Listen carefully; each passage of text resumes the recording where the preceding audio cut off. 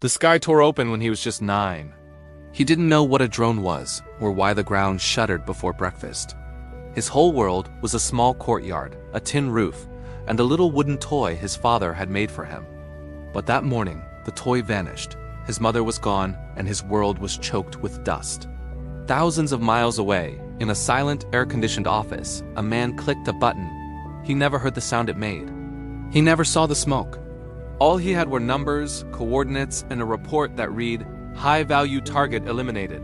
Later that evening, he'd drive home, kiss his daughter goodnight, and never again think about what happened under that very same sky. This is what war has become. It's no longer about armies marching across continents or cities burning on our television screens. Now it just requires approval, a signature, a quiet nod in a briefing room, a justification wrapped in words like security, freedom, and national interest. The soldiers of this new era don't carry rifles. They carry ideas, policies, and the silent, terrifying power to decide who lives and who dies.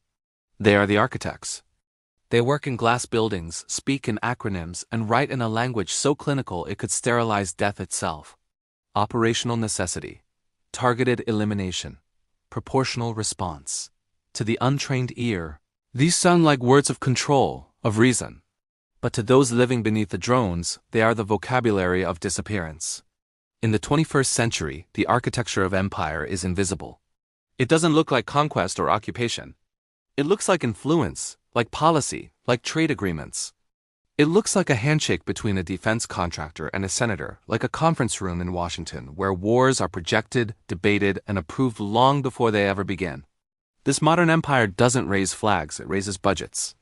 When the towers fell in 2001, fear became a currency, and entire industries were built on its back. Trillions of dollars poured into new weapons, new intelligence systems, new ways to make war feel distant, clean, and risk-free. The drone became the symbol of this age, a promise of precision and illusion of safety. Every strike could be justified. Every death could be turned into data. Every moral question could be postponed. Inside the Pentagon and its web of subcontractors, engineers designed machines that could kill from the sky without risk. Lobbyists crafted the language to sell those machines to Congress. Think tanks wrote papers explaining why constant vigilance was the price of freedom. And the media carried those ideas into living rooms across the nation, teaching a country to accept permanent war as a form of permanent peace. In 2003, as the invasion of Iraq began, the blueprints were already drawn.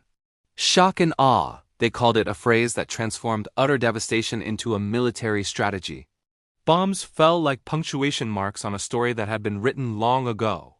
Weapons of mass destruction became both the reason and the lie. The architects didn't build cities. They built narratives. They understood that real power wasn't just about what you could destroy, but what you could make people believe. Years passed.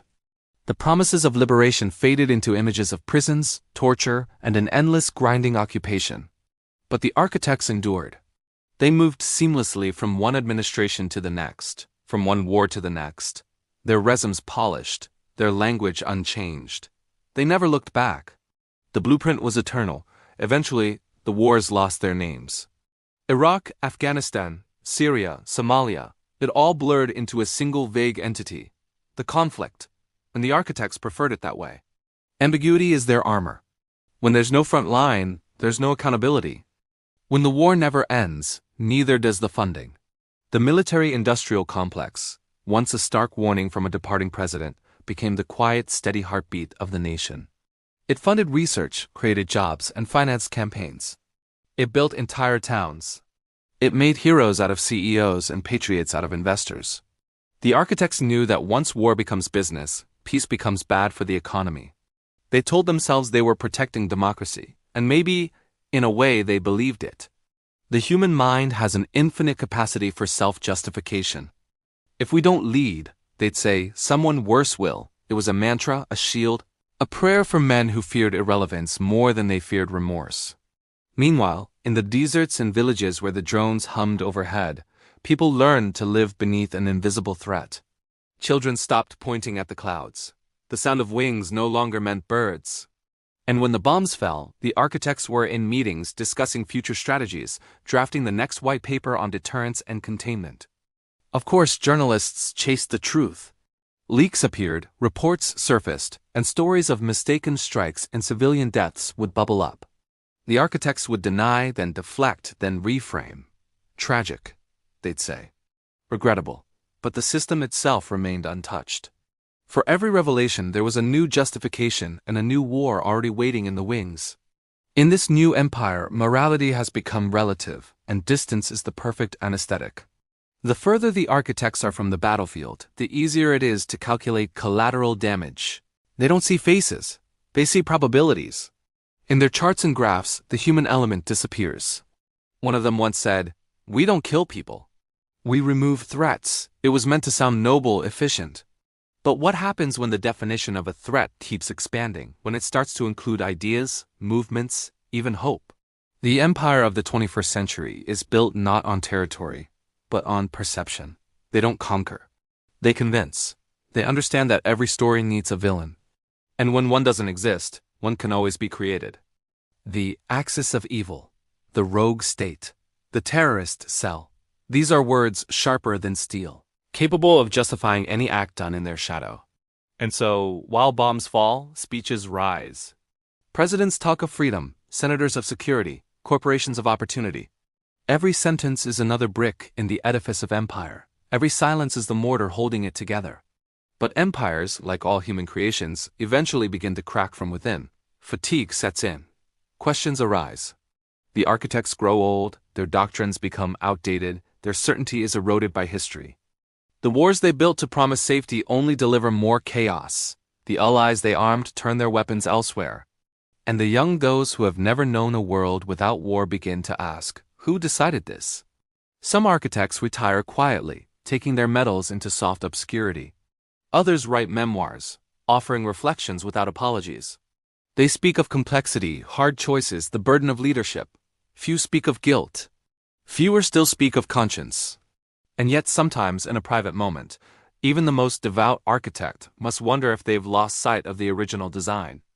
The blueprint promised order, but the world feels more fractured than ever.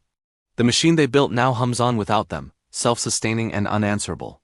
What happens when the architects can no longer control their own creation? In the ruins of Mosul, in the camps of Yemen, in the silence of Guantanamo, the echoes of their choices live on. A man signs a deal for weapons that will be used in another conflict, another decade. A company announces record profits, a senator gives a speech. And somewhere, another child looks at the sky and wonders what sound death makes just before it arrives. The architects will never meet him. They will never know his name. They will never have to. Power allows distance. Distance allows forgetting, and forgetting is how empires survive. But history has a way of remembering what people wish to erase. Empires are not built by monsters. They are built by men and women who believe they are right. That is what makes them so dangerous. Evil doesn't always wear the face of hatred. Sometimes it wears a suit and a smile and speaks of stability. When the history of this age is written, the architects will appear only in footnotes. But in the unrecorded spaces, in the villages turned to dust and the lives left uncounted, their work endures. Empires don't collapse in a single moment. They erode, quietly, from within when the people who build them stop asking why.